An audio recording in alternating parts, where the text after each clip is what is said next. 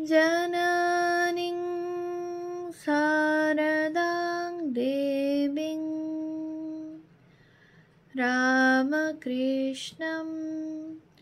जगद्गुरुं पादपद्मे त्वयोश्रित्वा प्रणमामि মুহুর্মুহু। পূজনীয় স্বামী লোকেশ্বরানন্দজির সম্পাদনায় রচিত শতরূপে সারদা গ্রন্থ থেকে পাঠ। পৃষ্ঠা সংখ্যা 322। আনন্দরূপিণী। কাশীতে দ্বীপ্রহরের নিস্তব্ধতার মধ্যে হঠাৎ একটি করুণ কণ্ঠ ভেসে এলো। সারদা দেবী ঘুমিয়ে পড়েছিলেন। সেই ঘুমের মধ্যেই গানটি কানে পৌঁছেছে। সরলাবালাকে সঙ্গে নিয়ে বারান্দায় এসে দাঁড়ালেন। একটি ভিখারি মেয়ে গাইছে, আমার মা কোথায় গেলে, অনেকদিন দেখি নাই মা, নেই আমায় কোলে। তুই গো কেমন জননী, সন্তানে হও এত পাষাণী, দেখা দে মা আর কাঁদাস নে তনয়া বলে। গানের সঙ্গে সঙ্গে তার দু চোখে অশ্রুর প্রবাহ। শ্রী মাকে দেখে গান থামিয়ে প্রণাম করে বলল, মা, আমার অনেক দিনের আশা আজ পূর্ণ হলো। আজ আমার কি আনন্দ হচ্ছে বলতে পারছি না মা। আশীর্বাদ করে পরিচয় নিলেন শ্রীমা। দশাশ্বমেধ ঘাটে বেহারি বাবার মন্দিরের কাছে বসে ভিক্ষা করে।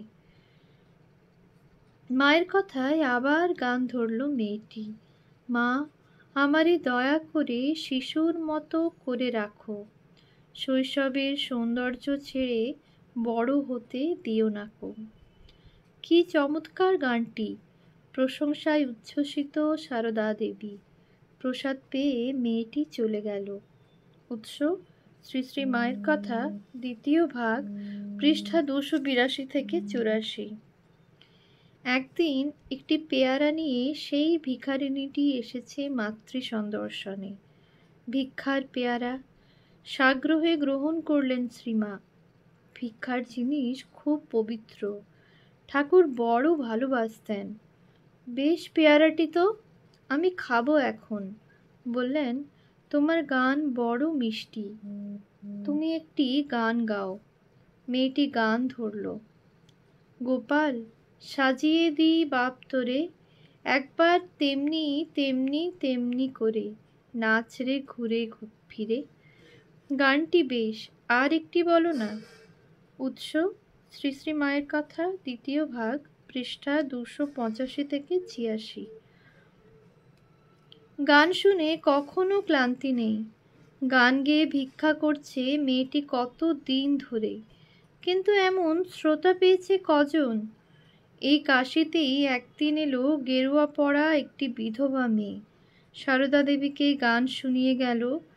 থাকরে জবা বনের শোভা, বনের ফুল তুই বনে ফুটি, তোরে হেরলে শিবের বক্ষ, মনে হয় মার চরণ দুটি। উৎস শ্রী শ্রী মায়ের কথা, দ্বিতীয় ভাগ, পৃষ্ঠা 290। এই কাশীতেই প্রখ্যাত গায়ক অঘোরনাথ চক্রবর্তী কয়েকদিন ধরে শ্রী মাকে রামপ্রসাদী ও কাশী মাহাত্ম্য সূচক গান শুনিয়েছিলেন। উৎস শ্রী শ্রী সারদা দেবী, পৃষ্ঠা 167। সুর যখন মর্মে পৌঁছায়, গানের ভাষা তখন পথ ছেড়ে দাঁড়ায়। নিবেদিতার বাসাবাড়িতে গিয়ে সব দেখে শুনে ঠাকুর ঘরে গিয়ে বসলেন শ্রীমা। শুনতে চাইলেন খ্রিস্টীয় ধর্মানুষ্ঠানের তাৎপর্য। নিবেদিতা লিখেছেন, তখন আমাদের ছোট ফরাসি অর্গানযোগে ইস্টারের গীত ও বাদ্য করা হলো। নিবেদিতাও কি তার সঙ্গে গলা মিলিয়েছিলেন? খ্রিস্টে পুনরুত্থান স্তোত্র শ্রী মার কাছে অজ্ঞাত ও বিদেশীয় হলেও যেরকম দ্রুত তার মর্মানুভব করে সুগভীর ভাবাত্মীয়তা প্রকাশ করলেন, তাতেই আমাদের কাছে সর্বপ্রথম অসন্দিগ্ধভাবে উন্মোচিত হল। সারদা দেবীর ধর্ম সংস্কৃতির মহিমা কি বিরাট! এই একই ক্ষমতা শ্রীরামকৃষ্ণের স্পর্শপুত শ্রীমার সঙ্গিনীদের মধ্যে অল্পাধিক দেখা যায়, কিন্তু সারদা দেবীর মধ্যে তার প্রত্যয় ও শক্তি অসীম। সে এক সমুচ্চ শিক্ষার অভ্রান্ত ফলশ্রুতি। উৎস: নিবেদিতা লোকমাতা, প্রথম খণ্ড, পৃষ্ঠা 195। The master as I saw him, sister Nivedita, উদ্বোধন অফিস, ক্যালকাটা, 1977, পেজ 1-4 থেকে অনুদিত।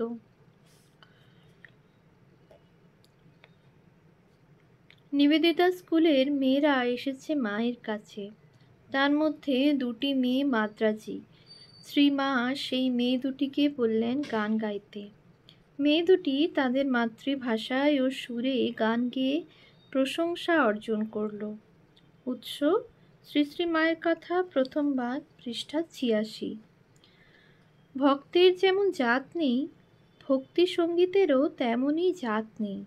যখন থিয়েটারের অভিনেতা অভিনেত্রীদের সঙ্গে থিয়েটারের গানও ভদ্র সমাজে অপাঙ্ক্তেয়, শ্রীরামকৃষ্ণ সেই সময় প্রথম তাকে মর্যাদার আসনে প্রতিষ্ঠিত করে গিয়েছিলেন।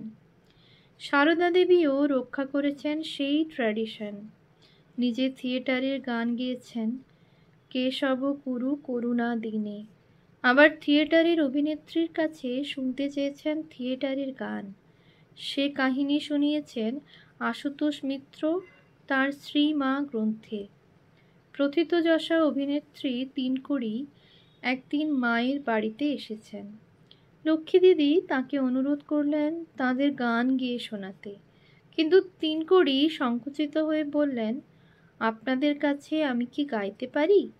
তখন শ্রী শ্রী মা বলেন, তাতে কি, গাও না, তোমার সেই পাগলির, বিল্বমঙ্গলের পাগলিনীর গানটা গাও।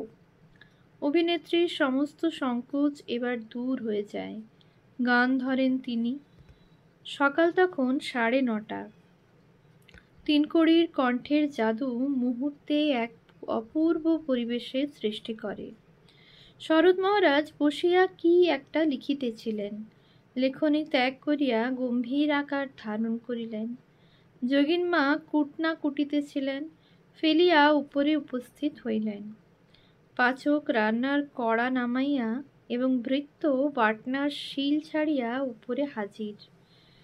শ্রীমার পূজা হইয়া গিয়াছে। ঠাকুরঘরে পা ছড়াইয়া বসিয়া গান শুনিতেছেন। তিনকুড়ি গাইছেন, আমায় নিয়ে বেড়ায় হাত ধরে, আমি যেখানে যাই সে যাই পাছে, বলতে হয় না জোর করে। প্রত্যক্ষদর্শী লক্ষ্য করলেন শ্রী মা একবার ঠাকুরের দিকে তাকাইয়া চক্ষু বুজিলেন। কিছুক্ষণ বাদে চক্ষু চাহিলেন বটে, কিন্তু সে দৃষ্টি আদৌ বাহ্য দৃষ্টি নহে বলিয়া আমাদের ধারণা হইল। চক্ষু উন্মুক্ত, কিন্তু কিছুই দেখিতেছেন না। ওদিকে গায়িকা গাইছেন, মুখখানি সে যতনে মুছাই, আমার মুখের পানে চাই, আমি হাসলে হাসে, কাঁদলে কাঁদে, কতই রাখে আদরে। সমস্ত বাড়ি নিস্তব্ধ, যেন কেউ নেই। সকলে মুগ্ধ ও বিভোর।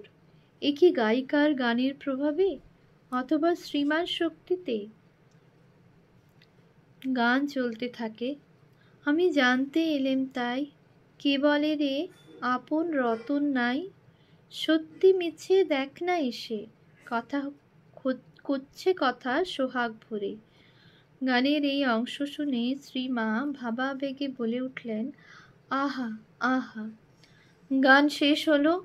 শ্রীমা কিছুক্ষণ সেইভাবেই বসে রইলেন। সাড়া নেই, শব্দ নেই। কিছুক্ষণ ওইভাবে থাকবার পর আঁচলে চোখ মুছে গায়িকাকে বললেন, আজ কি গানই শোনালি মা? উৎস: শ্রীমা, পৃষ্ঠা 209-10। সেকালের অনেক প্রখ্যাত গায়ক বা শিষ্যভক্তগণের গান শুনেছেন সারদা দেবী। এর মধ্যে অস্বাভাবিকতা কিছু নেই। কিন্তু সঙ্গীতানুরাগ যেমন সুর খুঁজে ফেরে, তেমনি সুরও খুঁজে ফেরে সঙ্গীতানুরাগী হৃদয়কে।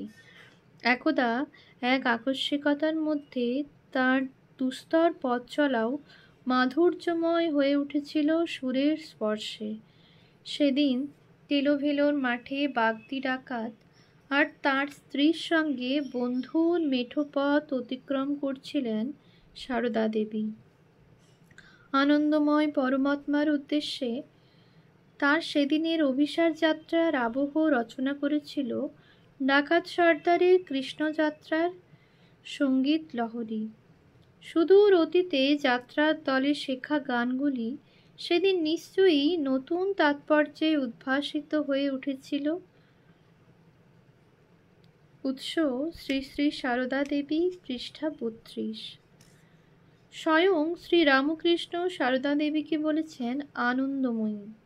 উৎস শ্রী শ্রী রামকৃষ্ণ কথামৃত, দ্বিতীয় ভাগ, পৃষ্ঠা 155। বাস্তবিক আনন্দের বিগ্রহই তিনি ছিলেন। দক্ষিণেশ্বরে তার নিত্যদিনের যে জীবনযাত্রা কাহিনীর সঙ্গে আমরা পরিচিত, সাধারণ বিচারে তাতে আনন্দের উপকরণ পাওয়া ভার। কিন্তু সারদা দেবী বলতেন, ওই সময় আনন্দে তাঁর অন্তর সব সময় পরিপূর্ণ হয়ে থাকত। অপূর্ব ভাষায় তার সেই অভিজ্ঞতাকে প্রকাশ করেছেন তিনি। হৃদয় মধ্যে আনন্দের পূর্ণ ঘর যেন স্থাপিত হয়েছে। ওই কাল থেকে সর্বদা এরূপ অনুভব করতাম। সেই ধীর স্থির দিব্য উল্লাসে অন্তর কত ভরে থাকত তা বলে বোঝাবার নয়।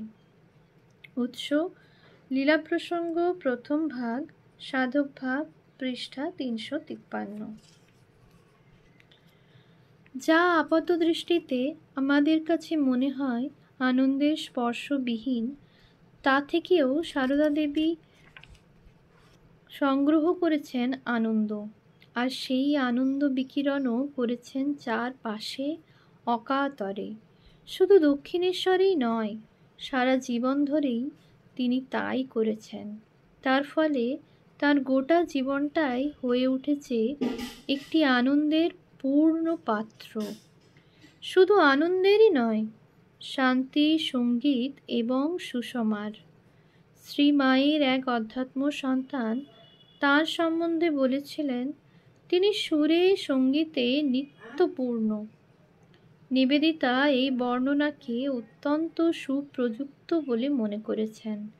শুধু তার সঙ্গে আরও একটু যোগ করে বর্ণনাটিকে পূর্ণ করে দিয়েছেন, আর পূর্ণ মধুরিমায়, রঙ্গে, লীলায়। উৎস নিবেদিতা লোকমাতা, প্রথম খণ্ড, পৃষ্ঠা 194। তপস্বিনী অভয়া দাশগুপ্ত। মহামানবের সাধনা মানব সাধারণের জীবন পরিক্রমার পথ রচনা করে। তাদের আলোক সামান্য জীবনের আলোক বিচ্ছুরণ যুগ থেকে যুগান্তরে ব্যাপ্ত হয়ে মানুষের দৃষ্টির আবরণ উন্মোচিত করে দেয়। সারদা দেবীর জীবন অনুরূপ একটি দৃষ্টান্ত। সারদা দেবীর সমগ্র জীবন অনুধ্যান করলে যে রূপটি সর্বাধিক উজ্জ্বল হয়ে মনে ভেসে ওঠে, তা হচ্ছে তার আজীবন নীরব তপস্যার রূপ। এক কথায়, সারদা দেবীর জীবন সকলের অগোচরে অনুষ্ঠিত এক নিরবচ্ছিন্ন তপস্যা, আত্মনিগ্রহ। প্রাচীন শাস্ত্রে ও সাহিত্যে তপস্যার নানা সংজ্ঞা পাওয়া যায়। যুগে যুগে প্রয়োজন অনুসারে তপস্যার নানা ব্যাখ্যা হয়েছে। তপস্যা বলতে আমরা সাধারণভাবে বুঝি কৃচ্ছ সাধনের দ্বারা অভীষ্ট লাভের চেষ্টা। তপস্যার প্রকৃত উদ্দেশ্য কামনার নিবৃত্তি। আচার্য শঙ্কর বলেছেন, মন ও ইন্দ্রিয়গণের একাগ্রতাই পরম তপস্যা। উৎস শঙ্কর ভাষ্য, তৈত্তিরীয় উপনিষদ 3/1। আবার মহাভারতে শান্তি পর্ব 156/8 আছে, তপো নানশনাৎ পরম, তপস্যার মধ্যে অনশনই শ্রেষ্ঠ তপস্যা। এখানে অনশন শব্দের অর্থ কামনা সমূহের নিবৃত্তি। অনশন শব্দের আবিধানিক অর্থ উপবাস। আদর্শ বা লক্ষ্যের সমীপে বাস, উপবাস। ঐকান্তিক ধ্যান, অনন্য স্মরণ, অবিচ্ছিন্ন মননের মধ্য দিয়ে লক্ষ্যের অভিমুখে যাত্রা। লক্ষ্যের নিকটে বাস, তপস্যা। এই যাত্রা ও বাস এর মধ্য দিয়েই ঘটে সর্বপ্রকার বন্ধন মুক্তি। তপস্বী নিজ তপস্যার বলে অভীষ্ট লাভে সক্ষম। প্রকৃত তপস্বী তাকেই বলা যায় যিনি নিজ আদর্শে বা সত্যে অবিচল থেকে জীবনের প্রতি পদক্ষেপকে সেই লক্ষ্য অভিমুখী করে তুলতে সক্ষম।